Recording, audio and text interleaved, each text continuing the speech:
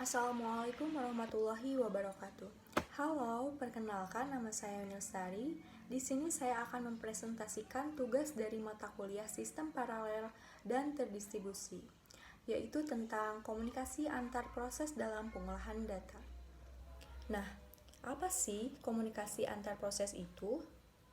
Komunikasi antar proses merupakan pertukaran informasi, data, atau sinyal antara dua atau lebih proses komputer yang berjalan secara simultan dalam suatu sistem.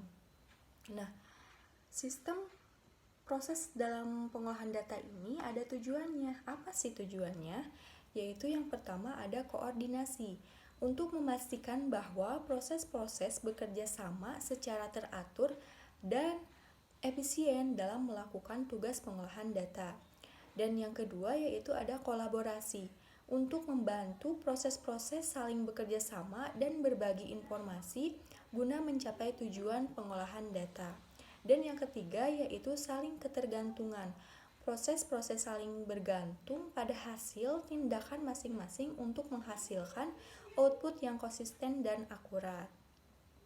Nah, adapun jenis-jenis komunikasi antar proses. Yang pertama yaitu komunikasi sinkronus. Apa sih komunikasi sinkronus ini? Yaitu proses pengirim dan penerima saling menunggu satu sama lain. Dan yang kedua yaitu ada komunikasi asinkronus. Apa sih komunikasi asinkronus ini? Yaitu proses pengirim tidak menunggu proses penerima dan dapat melanjutkan tugasnya. Dan yang ketiga yaitu ada komunikasi blok. Nah, komunikasi blok ini yaitu proses pengirim harus menunggu konfirmasi dari proses sebelum melanjutkan. Dan yang terakhir yaitu ada komunikasi non-blok. Proses ini pengirim tidak harus menunggu konfirmasi dari proses penerima dan dapat melanjutkan tugasnya. Nah, ada pula teknik komunikasi antar proses, yaitu yang pertama ada pipes. Apa sih pipes ini? Pipes adalah penggunaan saluran atau pipe untuk mengalirkan data antara proses-proses yang terkait. Dan yang kedua yaitu ada message passing, pertukaran pesan antara proses menggunakan mekanisme khusus yang diatur. Dan yang terakhir yaitu ada share memory, proses berbagi area memori tertentu untuk berkomunikasi dengan proses lain. Nah, ada juga protokol komunikasi antar proses, yaitu protokol mengatur format dan urutan pesan yang dikirim serta tindakan yang harus dilakukan oleh penerima dan pengirim pesan. Nah, penerapan komunikasi antar proses juga ada contohnya, yaitu seperti dalam sistem basis data. Ada proses query handling, membutuhkan komunikasi antar proses untuk mendapatkan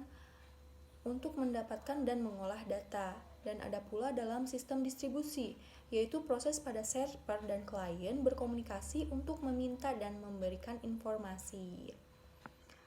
Selanjutnya yaitu ada tantangan dalam komunikasi antar proses. Yang pertama seperti sinkronisasi antara proses yang berbeda. Selanjutnya perlindungan data yang aman dan konsisten, dan overhead komunikasi. Nah, ada pula solusi untuk tantangannya. Yang pertama, kita bisa menerapkan algoritma sinkronisasi yang efisien, terus menggunakan mekanisme keamanan untuk melindungi data, dan optimalkan penggunaan komunikasi antar proses.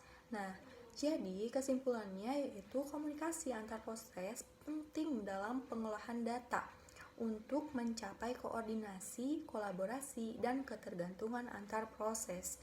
Juga berbagai jenis teknik dan protokol dapat digunakan untuk memfasilitasi komunikasi antar proses. Mungkin hanya itu saja yang dapat saya sampaikan. Mohon maaf bila banyak kesalahan. Terima kasih. Wassalamualaikum warahmatullahi wabarakatuh.